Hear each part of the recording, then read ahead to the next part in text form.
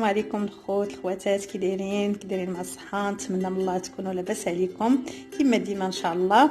وشكرا على الوفاء ديالكم وعلى البارطاج ديال لي فيديو، شكرا بزاف. واليوم رجعت باش نوجد معكم الكبده مشرمله بالطريقه ديالي. فكنحتاج نص كيلو ديال الكبده ديال الفو،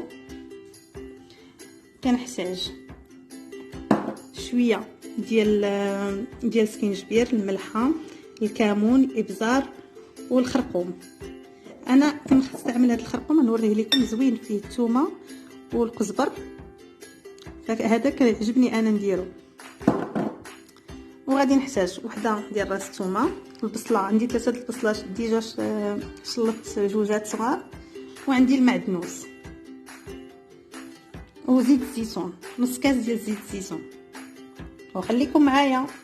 فكما كتشوفوا معنا كنقطعوا البصله ديالنا، نقطعوها بحال هكا صغيره، لان غنديروها الطيحيه الاولى، عاد نزيدوا عليها الكبده ديالنا.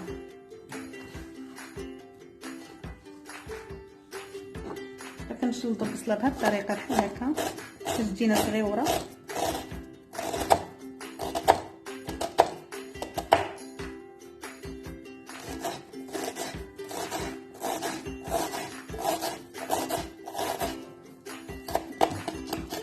من بعد هادو باش يكونوا لنا كبار تنحاولوا نقطعوهم حتى هما صغيورين بحال هكا.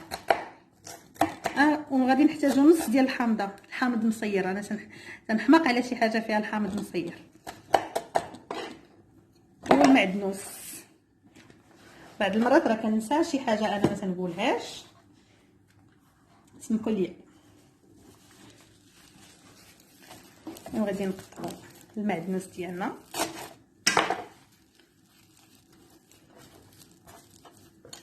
يجينا رقيق بزاف.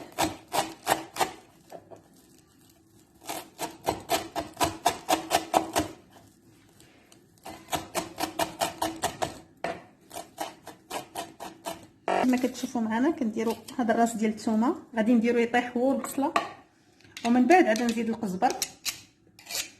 نزيد القزبر، ديالنا والزيت والعطريه. خليكم معايا. فكما كتشوفوا معايا ملي طاحت لي البصله ديالي غادي نزيد الكبده، غادي نزيد العطريه ديالنا كلها، ولا بغيتو تزيدوا شويه التحميره زيدوها، انا ما بقاتش عندي. زيت الزيتون والحامض قطعته بهذه الطريقه صغيور بحال هكا، وغادي نزيدو هو.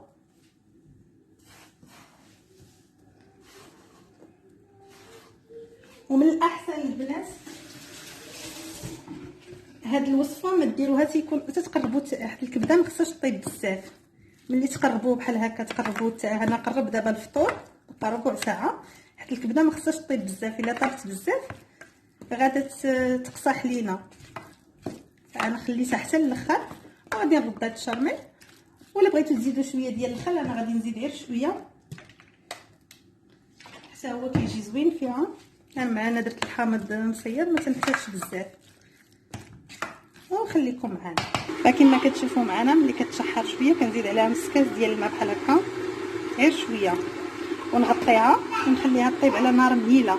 ولا بغيتو تزيدوا حتى مطيشه تقدروا تزيدوا، انا ما كنبغيهاش مطيشه، كنديرها غير بحال هكا. وخليكم معنا تنوريكم الشكل النهائي. فهذا هو الشكل النهائي ديال الكبده ديالنا. كنتمنى الله انها تعجبكم وبالصحه والراحه لينا، ونتمنى الله انكم تجربوها. بسلامه.